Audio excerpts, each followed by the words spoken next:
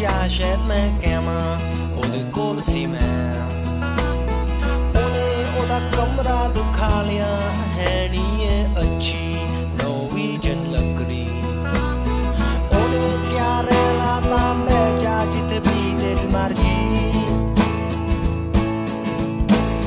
ਮੈਂ ਆਲੇ ਦੁਆਲੇ ਦੇਖਿਆ ਕੋਈ ਉੱਥੇ ਕੋਸੀ ਨਹੀਂ ਸੀ ਮੈਂ ਦੂਰੀ ਤੇ ਬਹਿ ਗਿਆ ਸਮਾਂ ਸੋਚ ਕੇ ਉਹਦੀ ਸ਼ਰਾਬ ਪੀ ਕੇ ਅਸੀਂ 2 ਵਜੇ ਤੱਕ ਗੱਲਾਂ ਕੀਤੀਆਂ ਫੇ ਉਹਨੇ ਕਿਹਾ ਸੌਣ ਦਾ ਸਮਾਂ ਹੋ ਗਿਆ Ramón Lobo, buenos días. Muy buenos días, ¿qué tal? Yo creo que en un día como hoy, más que en ningún otro día, Ramón, hay que tener siempre presente que hay que tener mucho cuidado con las encuestas porque a veces fallan. ¿Te refieres a Irlanda? No, me refiero a Eurovisión. A Eurovisión.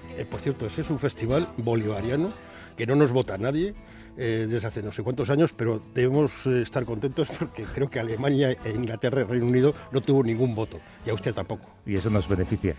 Por lo menos nos colocan un pelotón agradable, ¿no? Bien acompañado. ¿Empezamos? Vamos.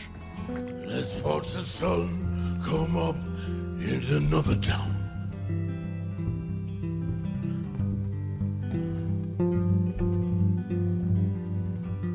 Try our luck a little further down. Leave the cards on the table, leave the bread on the plate. Put your hand on the gear shift, put your foot off the brake, and take. Qué buena música has escogido. Sí, Tom Waits en la despedida de David Letterman, gran cantante, grandes letras. Y gran programa el que hizo David Letterman durante tantos años y especialmente en estos últimos días, ¿no? Algunos segmentos merece la pena recuperarlos en YouTube. ¿Tú has sido contactado alguna vez por Cazatalentos, Ramón? No, lo cual me empieza a molestar. No empezaba... Además, empieza a ser un poco tarde. Sí, empieza a ser un poco tarde. A mí ya no se me puedan... no sé, uno de la tercera edad, ¿no? Para elegir residencia, eso sí. Pero no, a mí me sorprende porque yo he tenido bastante talento, aunque no lo demostrado. Pero 370.000 euros al año como cazatalentos, pues parece un sueldo bastante elevado, ¿no? Quizá hay gente que no sabe que hay personas en nuestro país que reciben cifras tan generosas por trabajar como, supongo que, asesores.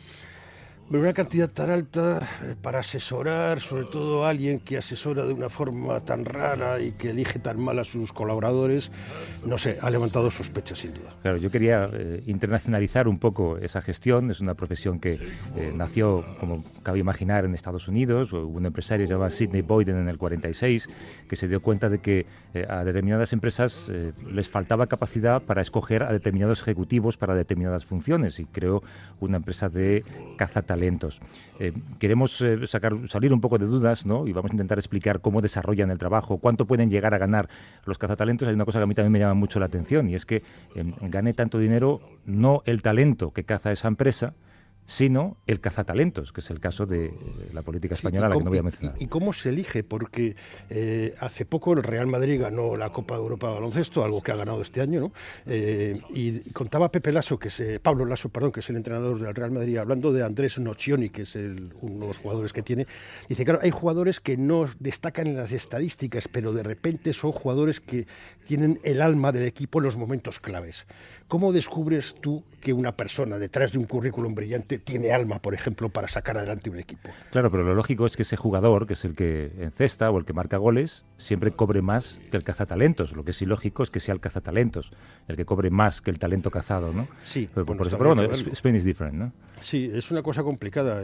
Como vivimos un mundo al revés, donde los pájaros disparan a las escopetas, ¿no? Decía Valdano. Pues estas cosas ocurren. Yo te voy a contar una cosa. Ayer yo dije en algún momento del programa que habíamos intentado contactar en los últimos días con alguna gran empresa de cazatalentos.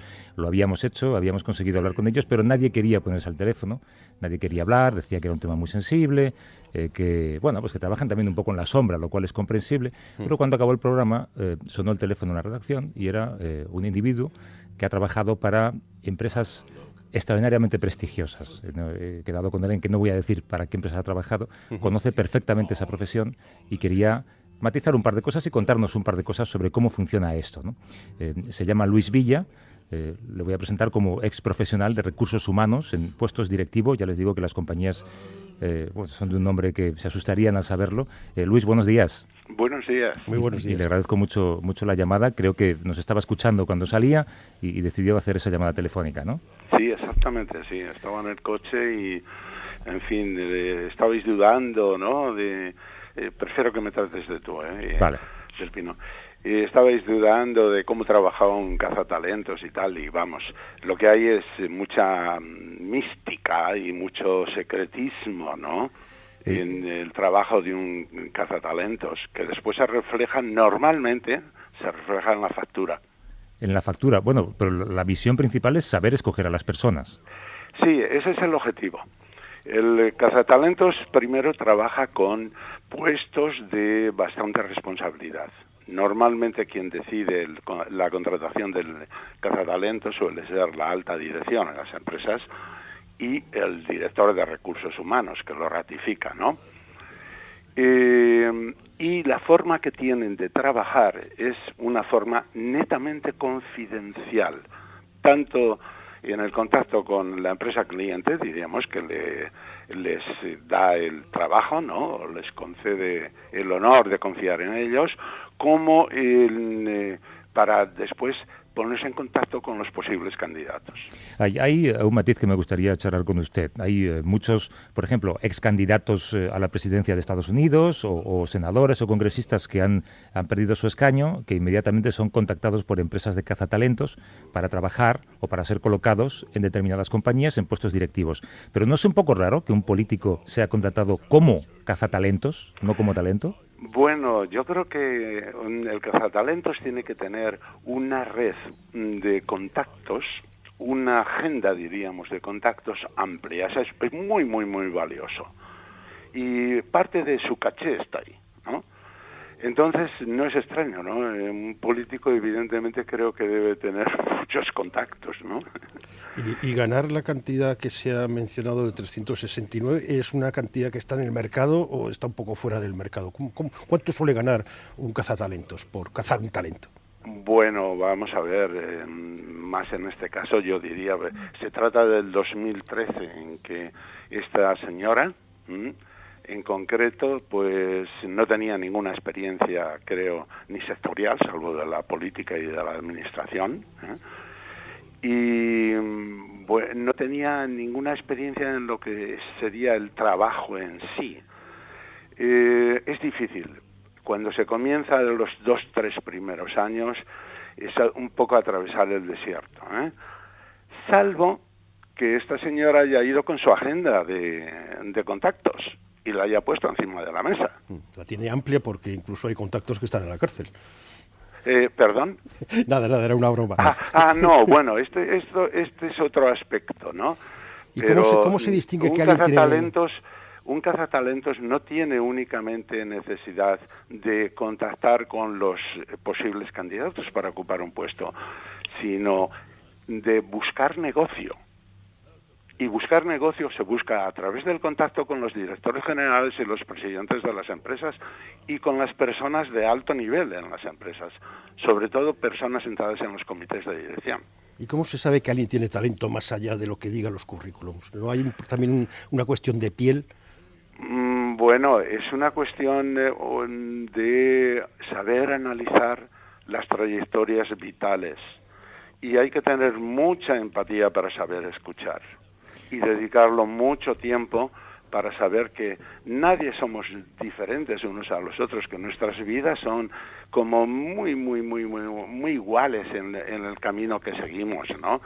Y entonces ir extrapolando las potencialidades que ese individuo tiene, pero hay que tener sobre todo mucha empatía para no meter la pata. Y que una empresa pague semejante cantidad de dinero por una agenda, como usted sugiere, ¿le parece ético? Bueno, a mí personalmente, en este caso, sé que ocurre en el sector, y repito, sé que no es posiblemente el primer caso de políticos en las nóminas de los cazatalentos, pero yo creo que no es ético. aunque sea legal. Es lo tengo muy claro, ¿no? Y cuando Puede ser ético a nivel de relación, diríamos, entre dos profesionales que me abran camino para hacer negocio con una determinada empresa, un profesional, compañero, etcétera, etcétera, y yo le pase un tanto por ciento del negocio que yo hago en esa empresa, ¿no? Eso, bueno, pues es válido, ¿no? Ahora, que una persona que se aprovecha de su agenda política, que la ha hecho, no agenda política, perdón, no quiero imputar así, una persona que se aprovecha de su agenda hecha en una época de trabajo en actividades de tipo político, de relaciones, etcétera, etcétera, que lo ponga al servicio del cazatalentos, pues no me parece nada ético. No sé si habrá ocurrido en este caso, pero eso se paga, y se paga muy bien, Luis Villa, ex profesional de recursos humanos en puestos directivos de empresas muy conocidas y de enorme envergadura. Le agradezco la llamada y la explicación, Luis. Un abrazo fuerte. Gracias, igualmente. Un abrazo. Adiós.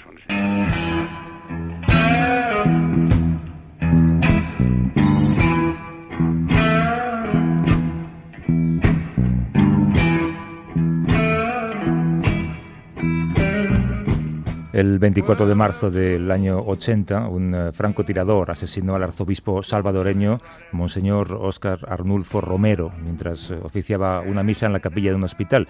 Un día antes, este jesuita ordenaba al ejército dejar de asesinar a sus propios hermanos campesinos. En nombre de Dios, pues, y en nombre de este sufrido pueblo, cuyos lamentos suben hasta el cielo cada día más tumultuosos, les suplico, les ruego, les ordeno, en nombre de Dios, cese la represión.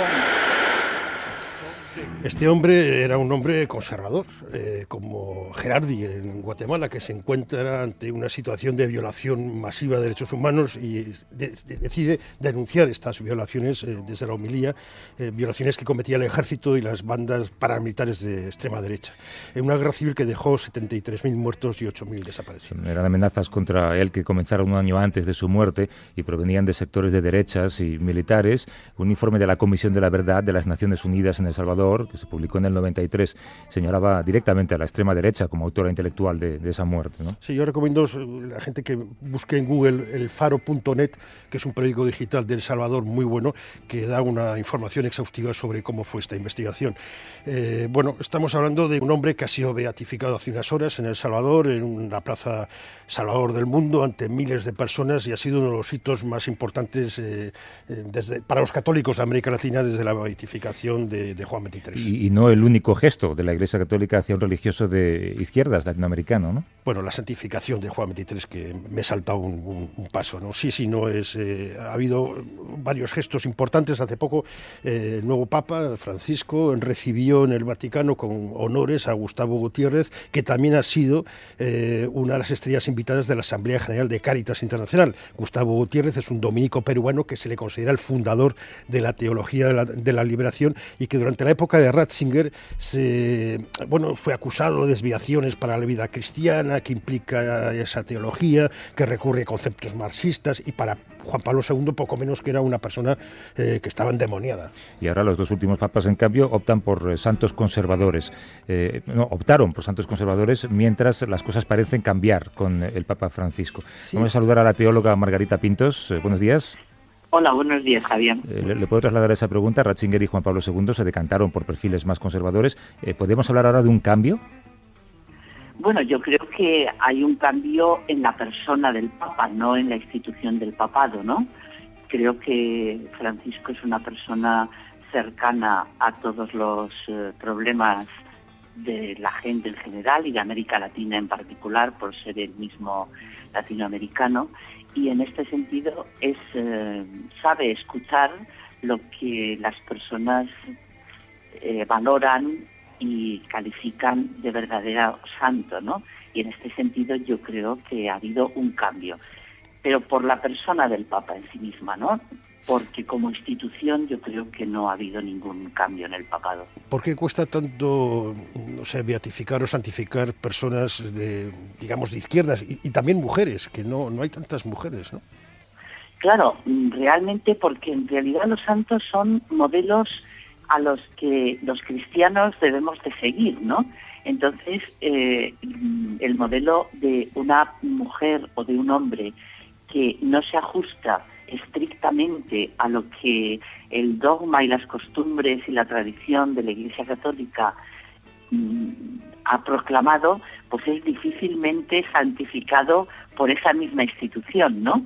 Yo creo que ahí está la cuestión de por qué solamente hay santos de un tipo, y es porque son unas personas que responden perfectamente a un canon establecido. Claro. Margarita Pintos es teóloga. Margarita, te agradezco la llamada. Un abrazo, hasta luego. Muchas gracias a ti, Muchas Javier. gracias, Hasta luego. Chao. Pues, Ramón, te quedan 10 minutos para asearte e irte a las urnas. Pues espera un poco porque... Bueno, aseado vas, a ver si alguien se va a Sí. pensar que vienes aquí en No, pijama. yo vestido de ilusión. Eso te ha quedado de un romántico. Sí, no voy a ir tan rápido porque me advirtió un amigo en Twitter ayer que no vaya de los primeros porque si falla uno de la mesa te pilla. Y te quedas todo el día allí. Sí, todo el día. Hasta luego, Ramón. Venga, un abrazo.